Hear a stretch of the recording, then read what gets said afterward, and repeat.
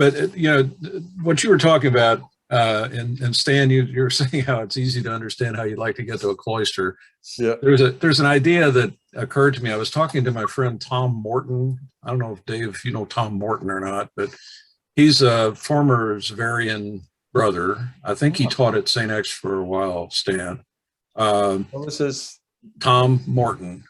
And what is his brother's name? His monkey name? I'm sorry, I should know, but I don't. I should find out. You'd have to write. But he was a music teacher. Ah. Yeah, and now he's involved in a lot of things. At any rate, he's involved in a program called the Rural Urban Exchange, or they call it RUX, Rural Urban Exchange. And what they're doing is getting people from Louisville and Lexington, and I guess, Bowling Green, Covington, some others of the cities, and they're pairing them up with people from rural communities. And last weekend, Tom was with a group down in Muhlenberg County, and they have seminars together, and they're trying to to break this loggerhead of conflict between urban and rural. And I've had an idea for some time that's gotten reinforced by a lot of things lately, but one of the things I would love to do is go out and spend a week on a farm. I don't mind working, but we're about to go to a B&B down in Brandenburg, and we'll be paying about, I don't know, $200 a night to stay in this B&B. And I thought, if I could go to help a small farmer and give them a few $100s to stay a weekend or something, I would really enjoy it. I'd get a real kick out of that. So I'm thinking, rather than creating resort, retreat centers, that we recruit small farmers who need some help and need some, something to subsidize what they're doing. And they wouldn't have to have an elaborate, home. It could be a little cabin or and so forth. So anyway, I want to try to spread that idea. Yeah. And it came to me, and this is the last thing I wanted to tell you about, but there's a program I've been watching called The G Word. I don't know if you've heard of that. This is on Netflix. The G stands for government. And this is a film that was produced by Barack Obama. And in this film, there's, I think, 5 different sections to the series. And he covers different areas like food, healthcare, education, et cetera. And in the section on food, he talked about subsidies and how, the farm subsidy program was created under Roosevelt in the 30s to help out the small farmers. At that time, about 8 out of 10 Americans lived on farms. Well, today we have even larger subsidies, and only 1% of the people live on farms. And I'd like to start a movement just to make people aware of this, that we're subsidizing all the wrong shit. We're subsidizing soybeans and corn and everything. And what happens is, when you get a glut of this stuff, people figure out things to do, like make junk food. And so we end up having terrible diets because we're substituting all the wrong things. And if we could shift that and send the subsidy to someone who's growing strawberries or apples or anything that's healthy, and help them figure out a way to become successful as small farmers, not only would we help them, but we'd help all of us by getting better food and at cheaper prices. So anyway, that's my crusade for the day. I wonder if you've looked, I know like in Italy, they have a big agritourism, and other places in Europe. I wonder if there's an tourism movement in this country. I know in terms of farms, everybody in Atlanta gets community farm, stuff. They sign on, they pay so much a month, and they get small farmers deliver, a crate of vegetable, whatever's ripe. And that's a big thing. The community farm movement is big here. Yeah. And I think it's I think they had it in they have it in Boston too. Yeah. They have it in Louisville. Yeah, we've done it. In fact, my daughter-in-law was talking about they're actually delivering now, which they didn't do before. You had to go pick things up. Yeah, they deliver. They deliver. Yeah, the only the real issue with food delivery, it seems to me, is the middlemen. It's how many people come between the farmer and the consumer. Yeah. And if you have, you have a trucker and a warehouseman and a grocer and all these people in between, all adding on their costs, it can be quite expensive. And if there was some way to give people the kind of service that they demand, I mean, nobody wants to get, a barrel of turnips. That's sometimes the things that they have are not what you want. We did this co-op at one time. We'd end up with stuff we really didn't want, and it became wasteful. But I think if there was some way to subsidize the process in the middle, let the government create the mechanism, and especially with being able to order online. Steve, the peach truck that comes here every year. We order peaches from Georgia, Stan. We're about to get some. They're late this year. I don't know what's going on in Georgia. We usually get June peaches. Now we're getting July peaches. I don't know what the deal is. But anyway, we buy a couple of boxes of peaches, and they get $50 a crate for these. And they bring in a truck and they come to different locations, and people line up. You'll see 100 people in a line waiting to get these peaches.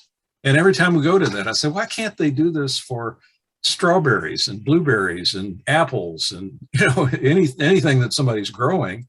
I order it online, so I'm paying them in advance. They're not going to lose any money if I don't show up. And it just seems like a natural idea, but anyway. It's got to be a little more than mom and pop stuff to get stuff delivered from Georgia. Yeah. Oh yeah. May I ask if you guys know or knew Ivor Chudowski, who I thought was a Bellarmine graduate or maybe a local guy in the Catholic school systems. Does that ring a bell at all? Ivor or Ivor, I-V-O-R, a Russian kind of name. Chudowski. He's one of the big farm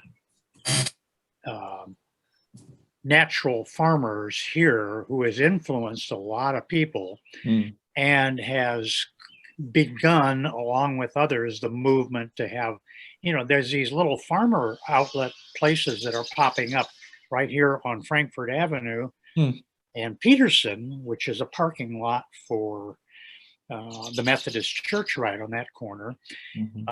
1 day a week and soon 2 days a week, 4 or 5 or 6 little truck farmers will come in, and they'll have some of them, raise. I mean, there's honey from their hives, but it's more fresh crops and so on. And it goes through the entire season, which is a wonderful thing to support and a wonderful way to control, as Michael, as you said. We finally quit doing our contract for the year, because even sharing it with my kids here, my two kids, we found way too much at times and not enough other times, as you said. This is a way to control what you buy and still benefit those specific little truck farms, or maybe they're even too small to be truck farms. It seems like a lot of this support for the community farms where they deliver stuff and they deliver whatever they have. It's more it's kind of like it's, how do I say it? It's more like they're not really doing it as consumers. They're doing it as, well, we want to support small farmers. Right. Yeah. And so we'll, if all you have is kale, then we'll eat kale because we're doing something good and we're nice and liberal. But anyway, good for you. Although I'm limited in the amount of kale I can eat at any one time. It's pretty small. By the way, have you guys ever heard of I think it's called the Land Institute? And I'm trying to think of the name of he's a nationally known figure who's involved with that. It's somewhere in middle Kansas. And the purpose of this place is to cultivate ancient grains, and even crossbreed and so on. I've always wanted to visit there. We've cross country a few times when we were going to Seattle, and I don't know where it is, but I'd love to go see that place. I think they say that it's, they're the largest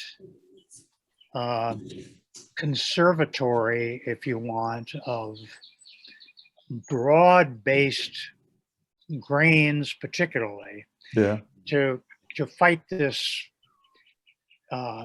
factory farming, soybean, corn primarily, and all the artificial, often stuff that kind of blossoms out of that.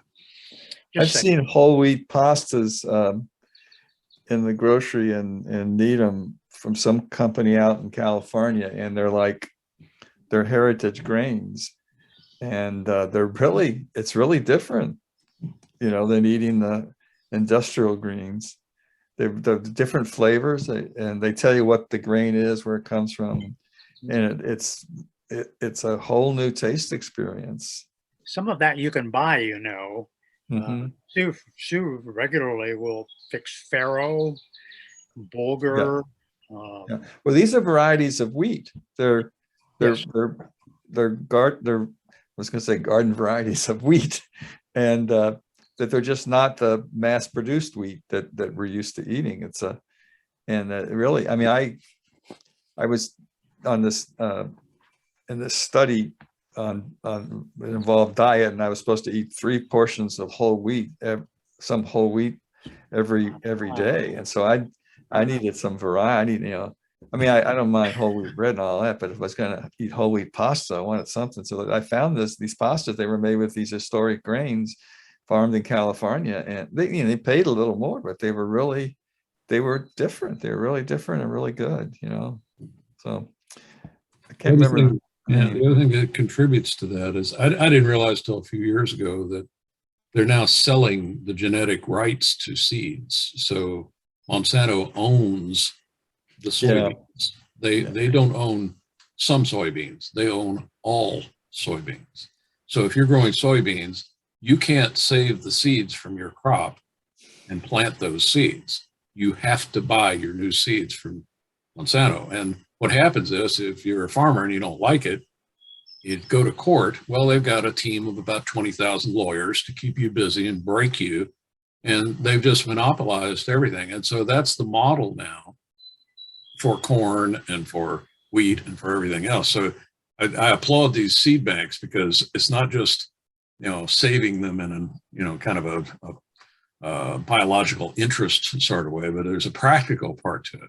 Because if there's ever a pest that comes along that's immune to Roundup and all the other whatever that's going to destroy the soybeans, it'll destroy all the soybeans at once. There is no variety, so it'll decimate everything. Very dangerous position for us to be in, but fortunately, there's a lot of movement now to spread this natural growing of stuff and developing, these varieties.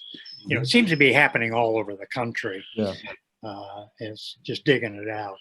Michael, your idea of connecting with the very small farmer and agreeing to go out and, stay there for a bit. I mean, I grew up, my summers, much of it were spent on my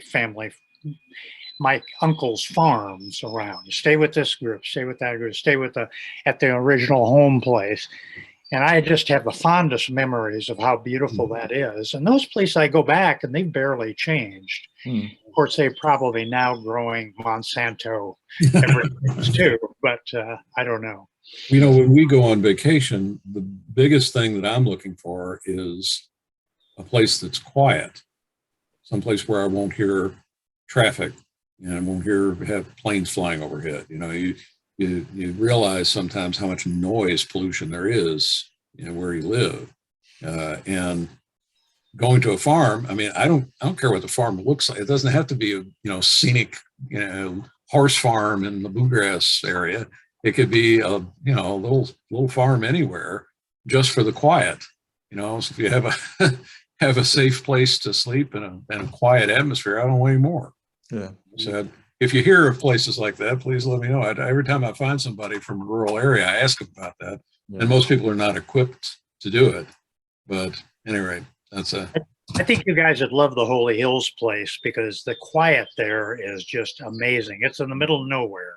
Mm. And the people who are on the board, one guy, younger guy, and his partner stay down there. They're putting in new flooring and more modern and as energy saving, everything they can do energy saving, they're putting in there.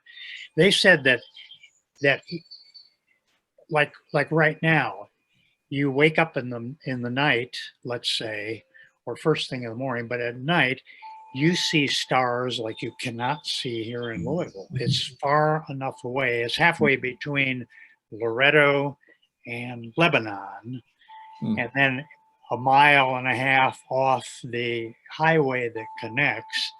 So it's, it gives you exactly what you're asking for, except it's, I think they're good. They're getting into creating rain gardens and the like. And I'm encouraging, because I'm on the board, I'm encouraging little plots of raising, like, why not vegetables? Let's get some fruit trees in as we go along. So we'll see. Steve, are you familiar with the place Dave was talking about? I don't know whether I don't know if you can see this is a place called Holy Hills Hermitage. Holy Hills. Holy Hills, yeah. Yeah.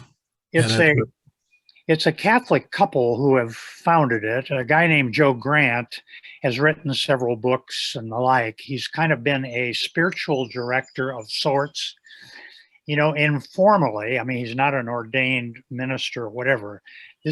But this creation is not intended to be a Catholic or even a Christian place, but rather a place that loves this feeling of spiritual in the broadest sense. And so whether you're an atheist or whether you're a practicing Mormon, you're welcome down there. And, he is available for some counseling, if people want to use it, but you're free just to stay in this really quiet place. And it's quiet. In fact, there's a sign as you drive in, it says, "Quiet, please." Slower, please. Drive slower. A little ways down, it's "Quieter, please." Slower, please. And then there's a third sign that says, "Shut the fuck up." 1 mile an hour. He said. And cut your damn engine off, and the like, and so on. Yeah. So it's based on no sound except nature and just communing and enjoying. Exactly what you're asking for. Yeah. Well, that's one of the things, Steve, Stan and I have been down to Gethsemane several times together. And even though we go together, we don't talk. You go in there and it's silence throughout, except when the nuns are chanting their office or something. But it's so interesting and so unusual to walk into a cafeteria to get something to eat, and everyone is totally silent. They get their food, they go sit, and they eat. It's amazing. It's very relaxing, and it sets the stage for whatever kind of spiritual exploration you want to do. They allow couples now, but when it was just men, all of the tables and the refractory, the people just sat on one side and it faced the garden, so you weren't you were looking out, and you weren't interacting with anybody except you and your. I know the Trappistine nuns in Iowa, they do in some periods, it's around the church calendar, I think, let's say Lent, they do short readings at the main meal, maybe 2 meals, maybe lunch and then dinner, whatever, however they do that. But they do short readings of some kind while they eat in silence, and then there's silence. They sit at a big, very large tables, or tables arranged around, So they're facing the center, each other, but plenty of space between the sisters and so on. That's how they do it. Yeah. At Gethsemane, they used to play recordings of Merton's talks. He used to be a novice master, and he would talk his talks to the novices about the spiritual life. I can't remember if they still. Michael, I don't remember last hearing that. yeah. But for a while, you would sit there like the monks and hear somebody talking about spiritual things. Yeah. Yeah. The whole place is so low. It's so low key. Although they have gotten a little commercial, they've got a gift shop now that sells a lot of stuff. But I remember walking out in the garden and just looking. I was looking around at the tombstones, and there's Merton's tombstone there, a row of everybody else. You kind of expect, a celebration, but it's the opposite of what was intended, I guess. Yeah. They know the right perspective of one's existence in the great scheme of things. Yeah. Nothing special. There's another Trappist monastery in Northern Virginia that I've been to a couple of times. It's the same feeling, very peaceful, quiet. It's right along in North Fork of the Shenandoah River. Their property, so they have the farming and so on. I guess the first time I went out there, it was with a couple of my college buddies. The reason we went is one of my college friends lived in a town close to the monastery, knew the monks and so on. But we had been up all night doing psychedelics, and not ready to go to sleep. And at, I don't know, 3 or 4 o'clock in the morning, he said, "Let's get in the car and drive out to the monastery." Sure. So get out there, and it's really early. It's dawn, and the Shenandoah, this North Fork of the Shenandoah River is just like a big creek. It's not a very deep river, maybe up to your hips in some points, but not too much. So first thing we do is we all go skinny dipping Naturally in the river, and then we've been up all night. We've been out and walking around and gotten all wet. And man, now we're hungry and thirsty. We hadn't planned ahead for anything. Let's go over to the monastery. I go, really? Yeah, let's go to the monastery. They'll give us something to eat. We go in, and they just take it like, a couple of hippies coming in the morning is a very common thing for them. No big deal. Come in, sit down at a table, and they gave us, at this particular monastery, they made monastery bread, a nice whole grain bread, and gave us toast with butter and jelly. It was the best thing we ever had for breakfast. Oh, wow.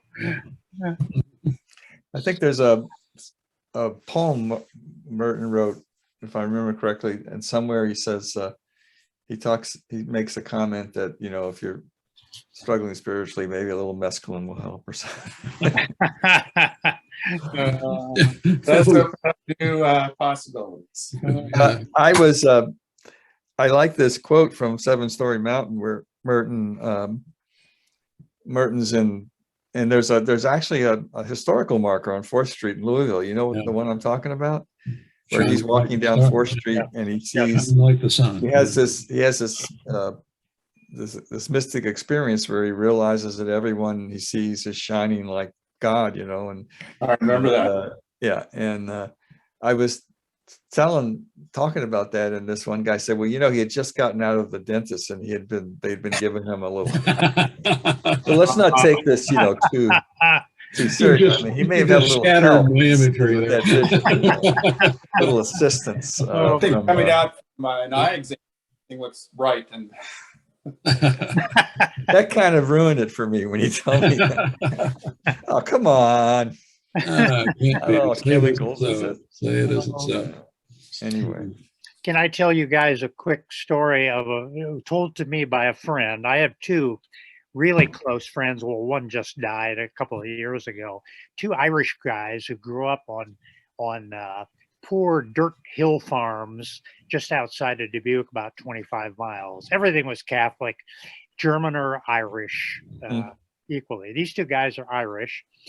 And this guy, Dave Coakley, used to, because they were close to the Trappist monastery just outside of Dubuque, a few miles, called New Mellery, after it's an Irish order, came here from there. He used to work on the farms during the summer. And he said they were expected as kids working on the farm to maintain complete silence, just like the monks. Back then it was silence. You spoke only if it was absolutely an emergency or essential. He said part of what the monks did, they had a fire truck, and when there was a fire, they would somehow, an alarm came in, and the monks would drop whatever they're doing, the hardy ones. They'd jump on the truck, and away they'd go to fight the fire. And Dave, my friend, because he was in late high school or maybe even in college, we were in seminary together actually when I met him, they'd drive off to the fire. And he said the instant that the alarm went off, the monks started talking with each other, joking, laughing, howling, so on. He said, while they're fighting the fire, it's like the Amish on the train. As soon as the fire was over, they would ride back. They'd still be talking. But once they drove onto the grounds, boom, silence. Yeah. So that's how they got their, well, Yeah. you pick your expression. Their Yeah. energy's out. Yep. Their wiggle out, as somebody used to say. Oh, well, great stories. Great stories. Oh, I had a story. I can't tell it because I can't remember all the details, but just to cut to the quick on it, the monks can only say 2 words a year, and it's on New Year's Eve.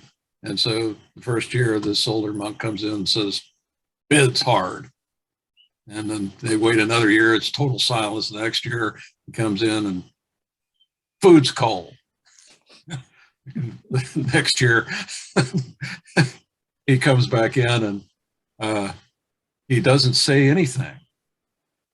And all the monks are wondering, and he gets up and leaves, and somebody says, "What's wrong?" He says, all he does is complain is the punchline. I can't tell it decently, but it's all he does is complain. I've heard that story. I wish I had tell it very well, but I've heard it. I'll tell you what I heard. The punchline is that he did this for maybe 10 years, a monk, and the final time he came in, ready for the 2 words, he said, "I quit." And then he left. That's better. I like it. That's a good version. I'll have to remember that. I don't have occasion to tell that story off. I'm out of here. Oh man. 2 words. Well, speaking of which, Stan, are you still in the Cape? Yep, I'm on the Cape. I can never tell by your background whether you're I'm trying. We don't have a lot of private space, so I'm in a bedroom here. Oh, you're planning to go back to Georgia soon? We're just going back for this coming weekend. We're going back for my daughter Lisa's having a baby shower, and we didn't think about attending, but she made it sound like, oh, you got to come, because I think what it is she got married at the height of COVID, so it's a really small ceremony, and she's inviting everybody she knows from out of town and stuff, and everybody she went to be at her wedding, she's invited to the baby shower. So I think she kind of sees this as the wedding party that she couldn't have because of COVID. So we're gonna go. It's gonna be at her husband is part owner of a brewery. It's gonna be at the brewery, and they're having it catered by this really interesting place called Evergreen Bakery, and it's also a butcher shop and bakery, and they have really a lot of foodie stuff going on in Atlanta. A lot of young people are opening bakeries and restaurants and catering places, and It's Wonderful. Encouraging. Yeah. Wonderful. nice. It's nice. Steve, I know you're probably in the midst of preparations for the new home. I won't quiz you too much about that, but are you going to be doing any traveling this summer? No, unfortunately, I can't really travel anymore with Mary's, No, unless it's something really special. It would be a big effort. no. I don't know if there's any place that you would care to, it's someplace that would be easy for her to go to nearby. But, I mentioned we're going to a little B&B in Brandenburg, which is about 50 miles away. It's very accessible kind of place. And we go to another place on Mountain Laurel Lake, which is not far from there as well, with little cabins and so forth. So if you're ever inclined and would like to get away, I'd be glad to assist with, helping Mary as she needs it. But if you're inclined to do something like that, please let me know. Sure, thanks. Yes, depending on the accessibility features, could be a possibility. Yeah. And Dave, I'm going to take you up on visiting the Holy Hills Hermitage. Should have had another H in there so you could recruit the farm kids, 4-H club. If you feel like taking a drive down there sometime, I'd love to do that. Oh, yeah. I'd love to take you. In fact, we could go down, a good entree would be if you were willing to drive down with me in the morning and we had some job to do, like planting a couple, 3 trees or, a little bit of work, helping them kind of, expand it. They're starting to think about, but also preparing for the cutting of trails. There's a pond on the property too. So there's an overlook, a bit of on the edge of a small pond as part of the features. Any rate, it might even be possible for, say, you and I to spend the night, stay overnight, and experience it that way. They're setting an initial price of $60 per night at this place. These cabins are small, but they're filled with light, air conditioned, but in very energy. They're getting the best little systems to activate in both heat and air, as well as microwave, small stove. You bring your own food in this place. And they cater more to individuals coming down, but I've been arguing. I said, Sue and I want to come down. So what we're doing is opening it up for couples, because it's obvious the 2 people especially who know each other, can exist. And in fact, in each cabin, you can actually sleep without being in the same visual range. I mean, it might be a bend around a corner in one of the smaller cabins.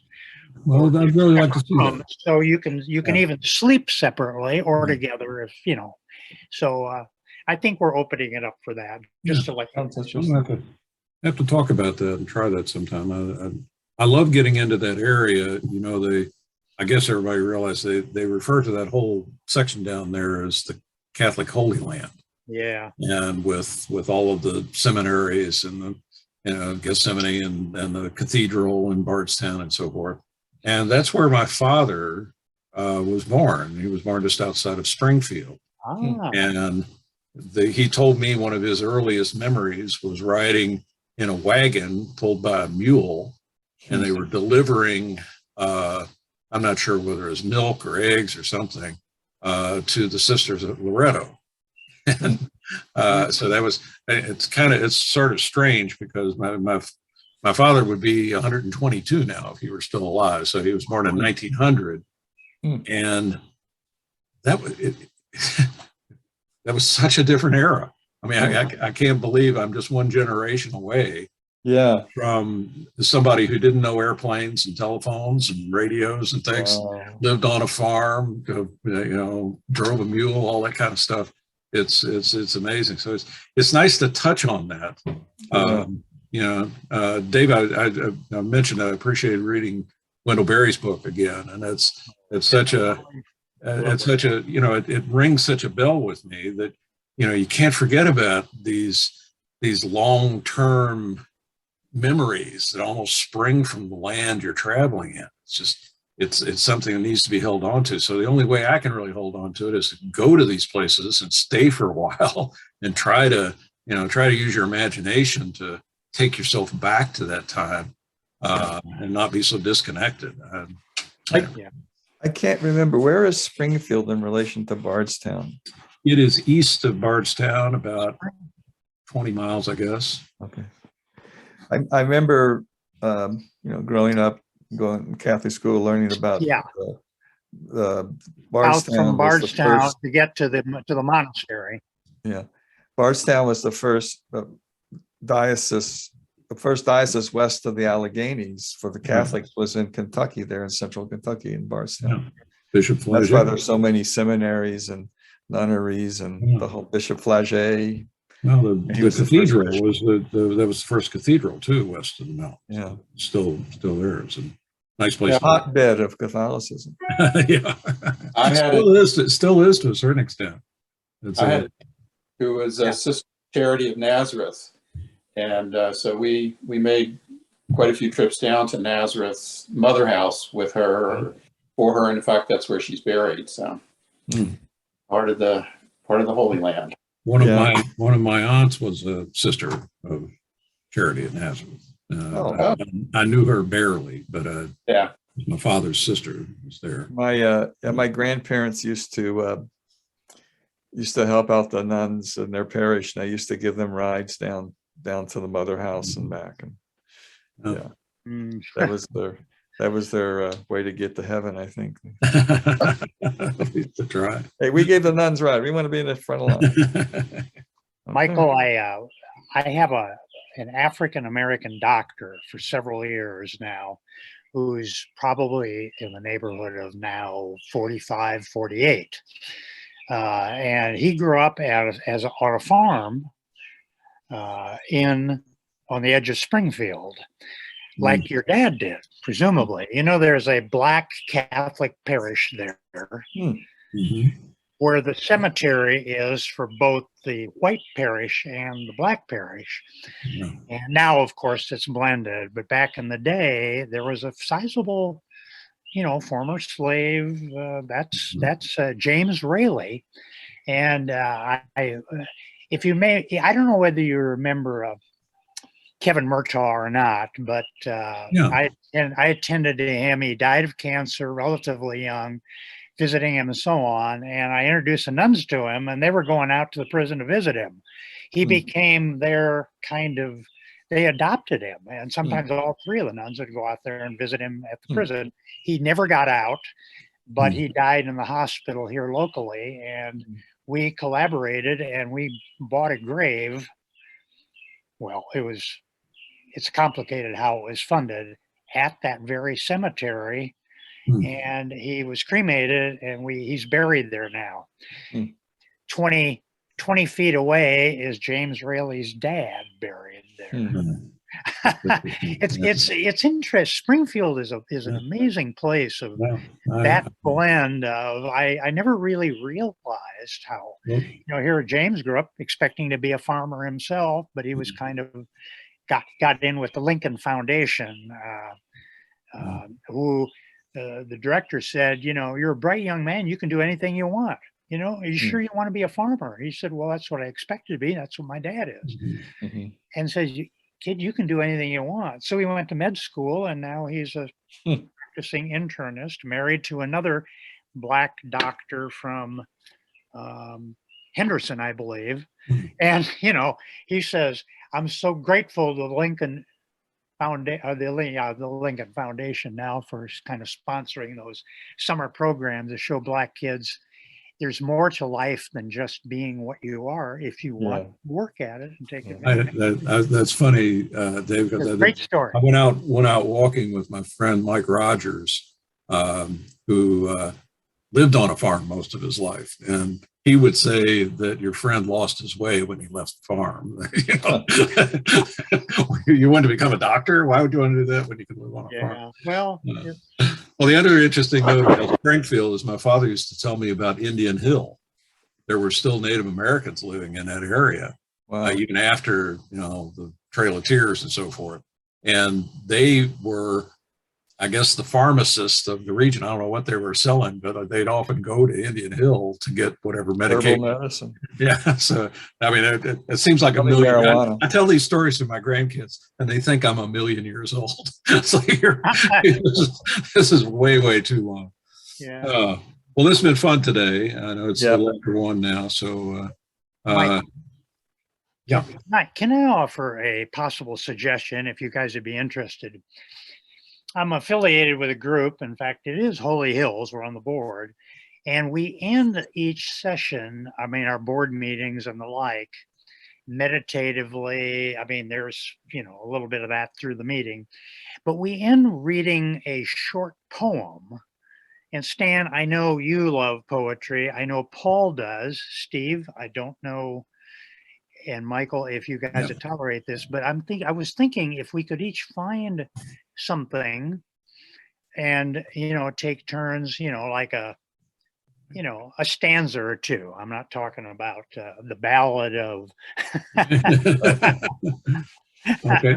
That's a lovely thing. And I Brown. have got some wonderful poetry that I think you guys would love. well, that's fine. I'd make a suggestion, Dave, if you were to do that, please write it and then we can send it in the form of an email so we can hold on to it. Or, some written form. Or You can read it, You can but get it then from poetry.com or something. create some kind of link so that if I like it, I can go back and find it again. So, Yeah. Typing is hard for me, but I can do that. Yeah. And well, Susan, it might be a link to a site that has the You poem can on it. usually find a lot of stuff's online. Like the Poetry Foundation has a big site, and Okay. they have poems grouped according to themes and stuff. And Writer's Almanac has got some wonderful stuff. yeah, In fact, they did a Wendell Berry poem the other day, which was Neat. lovely. Well, that sounds good. Well, Why don't if we you do that and we'll like be that, I'll try to find one for next week. sure. Well, And we could try it and just see what you think. yeah. I like the idea. I like Okay. that. Sounds good to me too. Okay. All right. So, Good suggestion. Take care, everybody. Have a good week. Say hello to all the spouses for me. Yeah. you bet. Guys,